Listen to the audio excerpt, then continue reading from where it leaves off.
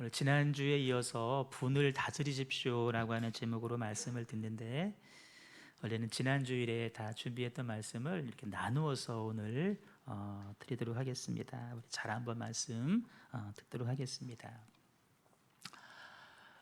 분노에 대한 말씀을 전했는데, 분노는 대개 어리석음 그리고 경솔함으로 시작을 한다. 그 마무리는 후회라고 이야기를 했습니다. 이 사실을 우리가 잘 알고 있습니다. 모르지 않죠. 알고 있지만 삶 가운데 큰일 아니고 정말 별거 아닌데 그 작은 일에 우리는 분노하기도 하고 또 그 분노를 폭발시키면서 오늘을 살아가고 있습니다. 그 분노가 폭발돼서 벌어진 사건 사고들 얼마나 많습니까? 벌금도 물어야 되고 뭐 감옥살이도 해야 되고 관계도 깨어지고, 그것도 뒷수습판이라고 또 얼마나 많은 에너지를 쏟고 있습니까? 분을 폭발시키는 이유가 지난주 이렇게 말씀을 드렸습니다. 우리 인간이 가지고 있는 타락한 본성 때문이다. 옛 성품이 아직도 우리 안에 남아있기 때문이다. 그렇게 말씀을 드렸습니다. 가인과 아벨 제가 말씀을 드렸습니다. 선악과를 따먹지 말라라고 하는 하나님 말씀에 아담과 하와가 순종하지를 못했고 결국엔 동산 밖으로 쫓겨나게 되었습니다. 여러분, 동산 밖으로 쫓겨났다고 하는 사실은 하나님 입장에서 보면 가슴 아픈 일입니다. 마음 아픈 일이지만 아담과 하와를 위한 하나님의 배려이고 사랑입니다. 왜냐하면 그렇게 해야 비록 육신은 죽지 모르지만 그 영혼이 살 수 있기 때문에 하나님이 그렇게 하신 것입니다. 그렇게 타락한 성품을 가지고 있는 아담과 하와가 자녀를 낳았습니다. 그 속에도 타락한 성품이 그대로 유전이 됐다는 것입니다. 제사를 드릴 때 동생과 그의 제사는 연합이 됐는데 자기 제사 연합되지 않은 것에 대해서 가인이 몹시 분했고 그 분을 폭발시키고 말았습니다. 분이 난 것까지는 어쩔 수 없다 치더라도 폭발시키지는 말아야 되는데 그 분을 폭발시켜서 결과적으로 자기 동생을 죽이는 일까지 범하고 말았습니다. 분노는 에너지라고 하는 말씀을 지난주 드렸습니다. 에너지는 가만히 있지를 않습니다. 흐르게 되어 있습니다. 뉴스를 보신 분 아시겠지만 레바논에서 큰 폭발 사고가 났습니다. 계속 경고하기를 폭발할 수 있다, 조심해야 된다 경고했는데 그걸 무시하고 계속해서 머금고 있었습니다. 결과적으로 빵 하고 터져서 수많은 사람들이 다치거나 목숨을 잃었습니다. 이 분노라고 하는 감정도 에너지인데 이 안에 있으면 언젠가는 폭발하게 되어 있습니다. 그래서 우리는 어떻게 된다? 그 에너지를 우리가 잠재워야 된다. 없애라고 이야기를 드렸습니다. 근데 불행히도 우리 자체적으로는 그 에너지를 없앨 힘이 없습니다. 그래서 어떻게 해야 되냐면 우리의 분노의 감정까지 치유하실 수 있는 유일하신 분 예수 그리스도로 내가 충만해야 된다 말씀을 드렸습니다. 나는 저 십자가에서 예수님과 함께 못 박혀 죽은 사람이다 라고 자신을 생각하는 것입니다. 죽은 사람은 분노할 수가 없습니다. 분명히 몸은 살아있지만 내 안에 예수로 채워져 있고 내 육신의 성품은 예수님과 함께 십자가에서 못 박혀 죽고 없다. 내 안에는 오직 예수님만 계시고 나는 그 예수님을 믿는 믿음으로 산다. 이 믿음으로 살 때 우리의 분노도 다스려질 수 있다. 그런 말씀을 드렸습니다. 여러분, 어쩌다 한번 그러는 건데 그 정도는 괜찮지 않습니까? 라고 말을 할지 모르겠지만 하나님은 어쩌면 그 한 번의 모습을 우리들의 진짜 모습, 본래 모습으로 판단하실 수가 있다는 것입니다. 성경에 보니까 모세에 대해서 말씀하기를 지면의 모든 사람보다 온유함이 더한 사람이 모세라고 기록을 했습니다. 모세는 그만큼 온유한 사람이었습니다. 그런데 출애굽 과정 가운데 백성들이 계속 불평하고 원망을 하니까 물이 없다고 하나님께서 반석에서 물을 내라라고 말씀하셨는데, 모세가 그 말씀에 순종으로 반석을 내리친 것이 아니라 아주 불편스러운 마음으로 탕탕 2번 내려쳤습니다. 분노를 표현했습니다. 물론 반석에서 물을 나와서 백성들이 먹고 마시긴 했지만 하나님은 그 하나의 그 행위를 기억하셨고, 그것 때문에 나중에 모세는 가나안 땅에 들어가지 못하게 되었습니다. 너무나 많은 것을 잃어버린 것이죠. 우리는 우리 안에 일어나는 이 분을 다스려야 되는데 그 근본적인 해결책은 예수님이다. 오늘 말씀은 그럼 구체적으로 예수님을 통해서 우리가 어떤 실천, 어떤 노력을 할 때 우리 안에 있는 그 분이 다스려질 수 있을까? 간단하게 생각을 해보려고 하는데, 첫째는 이것입니다. 분이 폭발되기 전에 지금 내가 왜 화를 내고 있는지 그 이유에 대해서 한번 곰곰이 생각해 봐야 됩니다. 이게 정말 화를 낼 일인가? 한번 생각해 보십시오. 내가 지금 화를 내야 되는 이유가 무엇인가? 살다 보면 마땅히 화를 내야 될 때가 있습니다. 그런데 동시에 화를 내서는 안 되는 경우도 분명히 존재합니다. 근데 우리의 문제는 뭐냐면 화를 낼 때와 화를 내지 않을 때 구분하지 아니하고 항상 화가 우리 몸 밖으로 분출이 된다는 것입니다. 여러분, 예수님은 화를 내셨을까요? 안 내셨을까요? 예수님도 화를 내신 적이 있습니다. 근데 예수님은 아무 때나 화를 내시지는 않았습니다. 화를 내실 때와 내지 않으실 때를 예수님은 구분하셨습니다.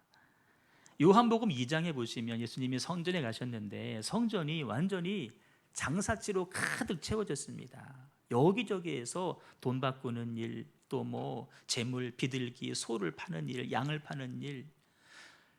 아버지 집은 만민이 기도하는 집이라고 하셨는데 기도 대신에 다 자기의 이익을 위해서 장사치로 바뀌었습니다. 예수님께서 채찍까지 만들어서 휘두르시면서 말씀으로 나무라시고 산까지 뒤집어 엎으실 정도로 극하게 예수님이 화를 내셨습니다.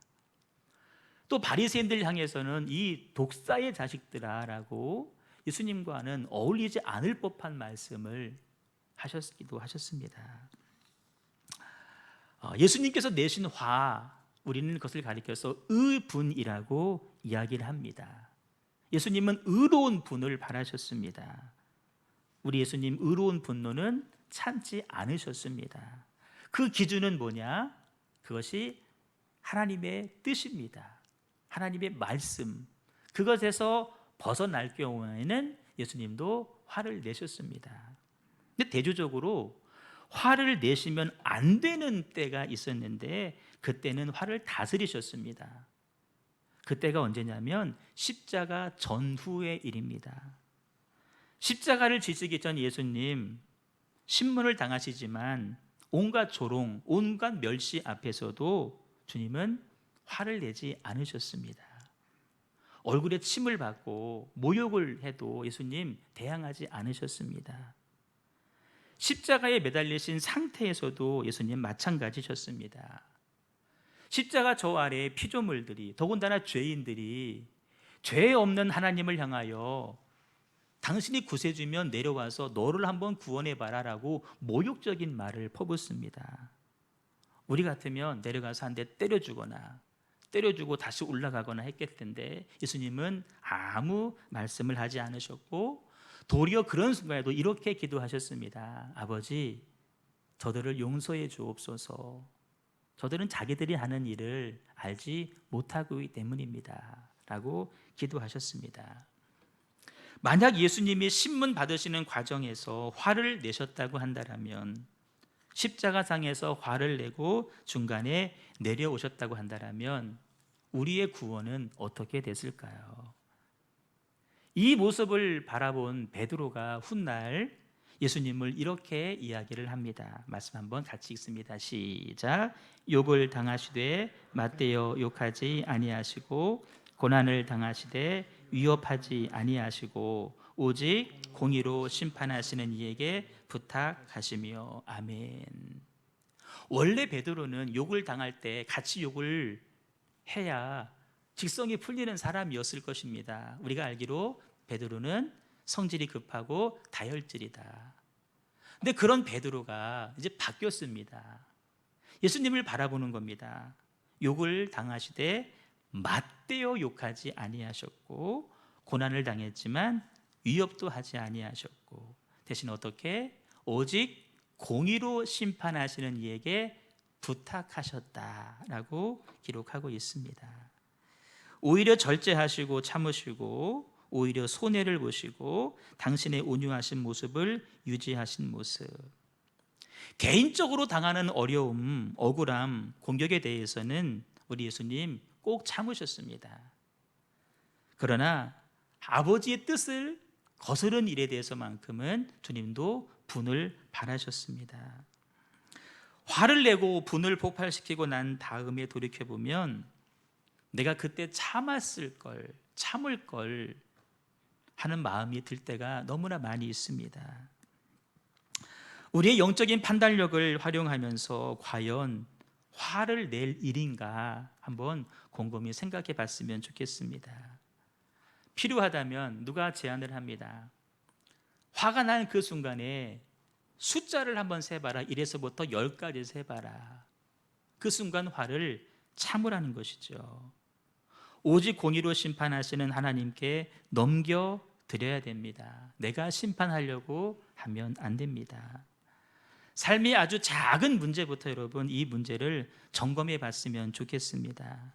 과연 이게 화를 낼 일인가? 이게 과연 내 영적인 면에서 어떤 도움이 되는가? 손해를 가져오지는 않는가? 우리 영혼과 직결되는 문제이기 때문에 그렇습니다. 마땅히 화를 내야 되는 경우 혹은 그렇지 않아야 될 경우를 우리 잘 분별하시는 영적인 분별력이 있기를 주님의 이름으로 축복합니다.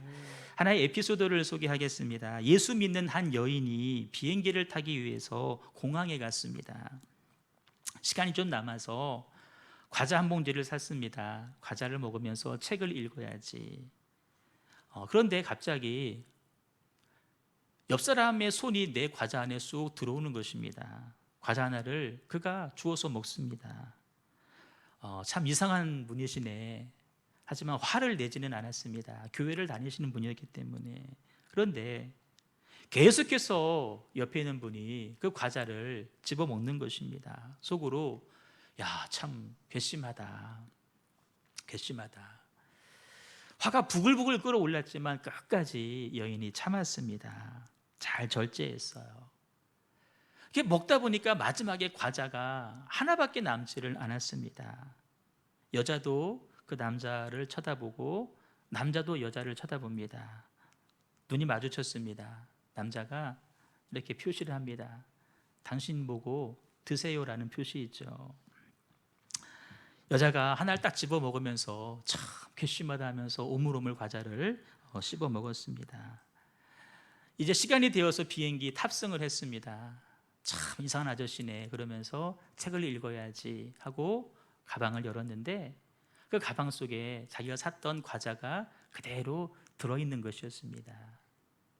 그 과자는 그 여인 것이 아니라 그 옆에 있던 신사의 것이었습니다. 만약 이 여인이 화가 났다고 해서 그 자리에서 화를 분출했다고 한다면 얼마나 망신스러운 일이고 얼마나 난처했겠습니까? 그 여인이 깨닫습니다.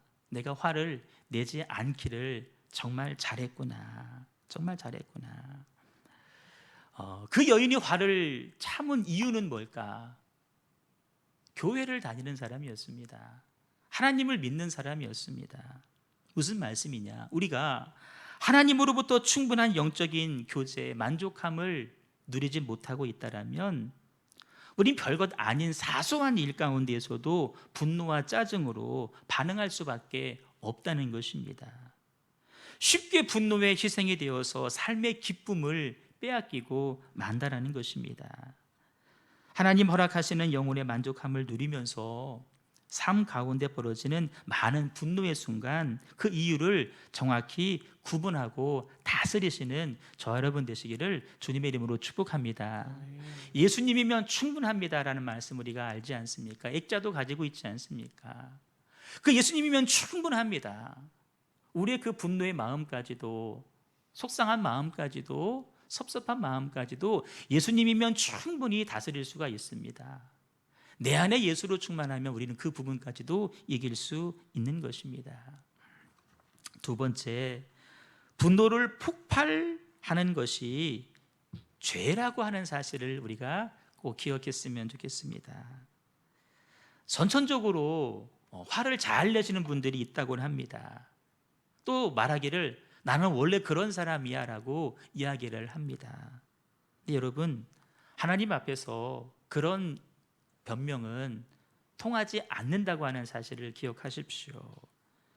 예수님이 중요한 말씀을 하셨습니다. 마태복음 5장 22절 말씀인데 우리 한번 읽겠습니다. 시작. 나는 너에게 이르노니 형제에게 노하는 자마다 심판을 받게 되고 형제에 대하여 나가라 하는 자는 공회에 잡혀가게 되고 미련한 놈이라 하는 자는 지옥불에 들어가게 되리라. 아멘. 마태복음 5장이면 산상수훈입니다. 근데 우리는 이 말씀을 대할 때마다 늘 불편하고 자신이 없습니다. 시작부터가 내 형제에게 노하는 자는 심판을 받는다. 그러면 나는 가망성이 없다라는 이야기 아닙니까? 형제에게 내가 화를 낸 적이 저부터가 한두 번이 아닌데 그럼 나는 심판을 받는 사람이네. 가망성이 없는 사람이네. 공회에도 잡혀가게 되고. 여러분, 제가 언젠가 설교를 한번 하려고 기도하며 준비 중인데 형제에게 노하는 자마다 받는 심판, 이 심판의 의미를 알아야 됩니다. 그 심판을 누가 내리느냐? 이 심판은 하나님이 내리시는 심판이 아닙니다. 삶의 공동체에 있는 어떤 작은 재판기관 혹은 어떤 공동체의 어떤 모임들, 거기서 일단 우리가 경고 비슷하게 심판을 받는다라는 의미입니다. 하나님이 하시는 심판이 아닙니다. 문제는 뭐냐면 그 아래 기관에서 내가 그런 당부, 주의의 말을 내가 심판을 받았다고 한다면 거기서 멈춰야 됩니다. 그런데 멈추지 아니하고 형제에 대해서 나가라 하는 자, 나가란 말은 이 나쁜 놈, 이 바보, 이 등신 이런 말입니다. 진보해서 나가라고 말하는 사람은 그 심판을 행하는 기관보다 더 상급 기관인 유대 공의회, 우리나라로 말하면 헌법재판소 이런 데에 잡혀가게 된다. 거기서 또 한번 책망을 듣게 되는데 거기서조차 해결하지 못하면, 그리고 미련한 놈이라고 말하면은 대책이 없습니다. 그때는 지옥불에 들어간다는 것입니다. 하나님이 처음부터 너 친구 형제에게 노했어, 너 죽었어, 심판, 그렇게 하는 것이 아니라 단계별로 나아가는데 우리가 그 단계에서 얼른 뉘우치고 그 분을 다스려야 되는데 다스리지 못하고 그것이 확산되어지고 확대되어지고 계속 분출되면 하나님 앞에 우리가 심판을 받게 된다는 의미입니다. 그래서 우리 안에 분이 있으면 그것을 품고 있으면 안 된다는 것입니다. 그때 얼른 해결해야지 계속 머금고 있으면 또 발산하게 되고 나중에는 그것이 더 커져 간다는 것입니다. 우리 삶에 대해서 인격에 관련된 부분에서도 우리가 책임을 져야 됩니다. 화낼 만한 일이 있어도 주님을 생각하면서 성령님의 도움을 구하시면서 참고 절제할 수 있어야 됩니다. 왜? 그것이 이어지면 죄로 여겨지기 때문에 그렇습니다. 금요일 날 오후 5시 조금 넘어서 제가 이제 집에 식사하러 이제 가려고 우산을 쓰고 나왔습니다. 걸어서 가는데 이제 한두 시간 있으면 저녁에 8시 반에 예배가 있습니다. 비가 막 오니까 또 교회 오시는 분들 주차할 데가 없어서 빙빙 돌면 불편하니까 이제 앞에는 교회 정문 앞에는 차를 좀 이렇게 우리가 막아놓지 않습니까? 옆에는 주중에 대도 아무 말 안 하는데 어느 연세 드신 분이 트럭입니다. 교회 현관 그 문 앞을 딱 막아놓은 겁니다. 막 내리시길래 금방 어르신 금방 차를 빼시냐고 이렇게 여쭤봤어요. 그러면 뭐 금방 못 뺀다, 뭐 뺄게요라고 얘기를 하시면 좋은데 이게 뭐 하는 짓이야? 저한테 그러시는 거예요. 뻔히 얼굴을 마주보고 있고 제가 뭐 애도 아닌데 뭐 하는 짓이야 그러시는 거예요. 아니 아버님 조금 있으면 차가 들어와서 그런데 여기도 자리 있지 않냐고 그랬더니 막 짓이라고 하면서 어이가 없었죠. 저도 이렇게 우산을 두고 봤더니 앞에 부동산으로 들어가시더라고요. 아마 거기 멤버신 것 같아요.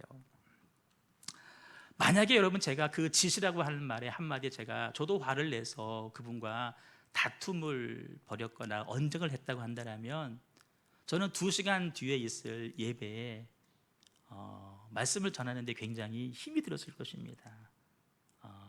이 안에서 말씀도 정리도 안 될 것이고 너무나 힘겨운 상황 가운데 말씀을 전했을 거예요.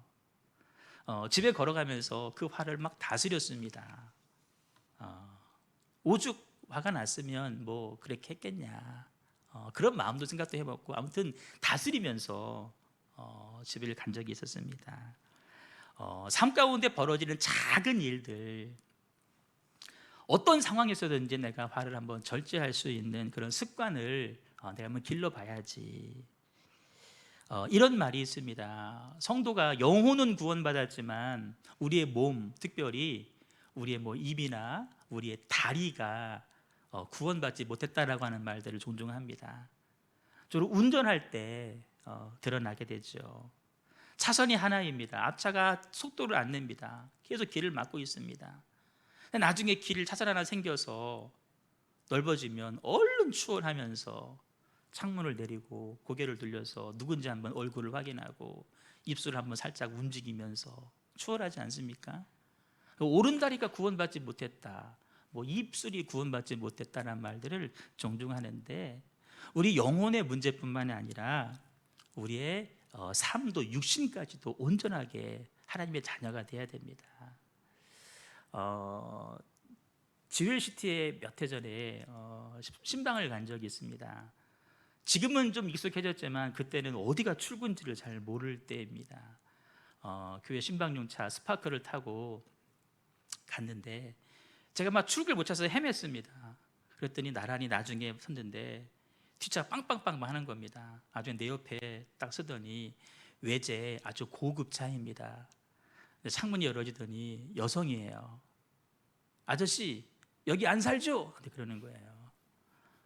본인은 이제 조금 고급 아파트에 살고 또 하는 말이 여기 처음이죠? 막 그러는 거예요. 나 이게 2번째 왔어요. 이랬어요. 그런 말 들으면 여러분 내려서 막 싸울 만도 하지 않습니까? 요즘 그런 일 많이 있잖아요. 그런데 막 신방하고 나와서 그랬는지 모르겠지만 그냥 웃어 넘겼습니다. 나 2번째예요. 그러고 말았습니다. 그런 사소한 일들이 커져서 커다란 일이 되어버립니다.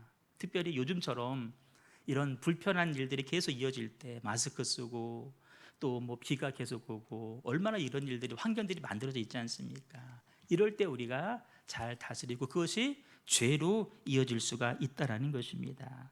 내가 한번 절제했을 때 스스로 여러분 칭찬하십시오. 내가 지금 주님의 인격을 닮아가고 있구나. 내가 지금 주님의 길을 부족하지만 주님을 닮아가는 그 길을 내가 지금 걸어가고 있구나 라고 하고 스스로를 이렇게 칭찬해 주십시오. 마지막 3번째는 가능한 한 빨리 분노는 해결하셔야 됩니다. 빨리 해결해라. 자, 말씀을 보시면 분을 내어도 분을 낼 수도 있다는 겁니다. 성경은 분 생긴 것 자체를 금지하지는 않습니다. 생길 수 있지만 그러나 해가 지도록 그걸 품고 있지는 말아라 라고 말씀하십니다.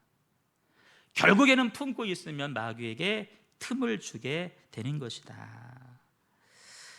영적으로 잘 판단해서 내가 이것을 품을 것이냐 아니면 얼른 해결할 것이냐. 아침에 분나는 일이 있었는데 그것을 내가 품고 있으면 오후도 망칩니다. 저녁까지도 망쳐지게 되는 것입니다. 마귀가 틈을 타 들어오면 영적인 일에 영향을 받게 되어 있습니다. 하나님과 관계 가운데 우리의 기도가 막히게 됩니다. 우리의 예배가 여러분 막히게 됩니다. 내가 지금 분에 가득한 마음으로 있을 때 나는 기도가 더 잘 되고 말씀이 더 잘 들리고 그런 사람은 한 사람도 없습니다. 그 일로 인해서 우리의 영적인 일에까지 영향을 미치기 때문에 얼른 해결하라는 것입니다. 지금도 내가 그때 그 사람, 그때 그 일, 그것 때문에 미워하는 사람들이 있거든 얼른 용서하셔야 됩니다. 화를 폭발시키는 것은 전염병과도 같습니다. 내가 집에 들어가자마자 화를 냅니다. 처음엔 식구들이 왜 그러냐고 달래기도 하겠죠. 그런데 그럼에도 불구하고 계속해서 화를 내면 온 가족들이 함께 화를 낼 수밖에 없는 그런 상황에 직면하게 되는 것입니다. 현관문을 열어놓으면 모기가 들어옵니다. 아마 들어갈 때 빨리 문을 닫을 것입니다. 모기 들어오지 못하도록. 열어놓으면 계속 들어옵니다. 내가 분을 품고 있는 것은 현관문을 열어놓은 것과 마찬가지입니다. 계속해서 모기가 들어옵니다. 계속해서 사단이 들어오는 것입니다. 여러분, 주님을 닮기를 원하십니까? 우리의 화도 절제할 수 있어야 됩니다. 이 분노에 대한 말씀을 전하면서 제 마음속에 편치 않는 부분이 늘 있었습니다.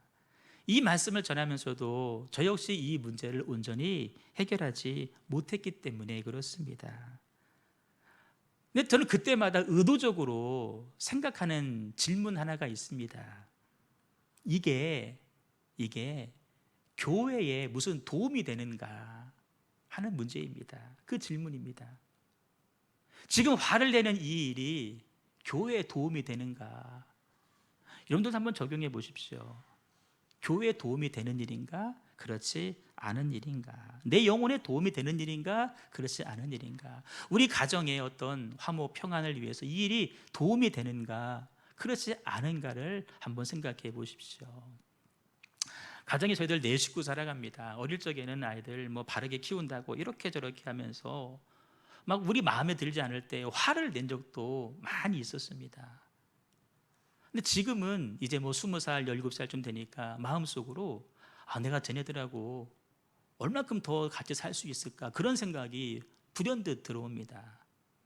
아버지 이렇게 몸이 좀 아프신 거를 보면서 야, 나도 저 때가 저런 나이가 금방 올 텐데 왜 바로 잡겠다고 화를 내고 잔소리하고 분을 내는 것보다 지금 우리가 행복하게 하나가 되어 사는 것이 더 중요하겠구나 하는 생각들을 제가 해보면서 다짐을 해요.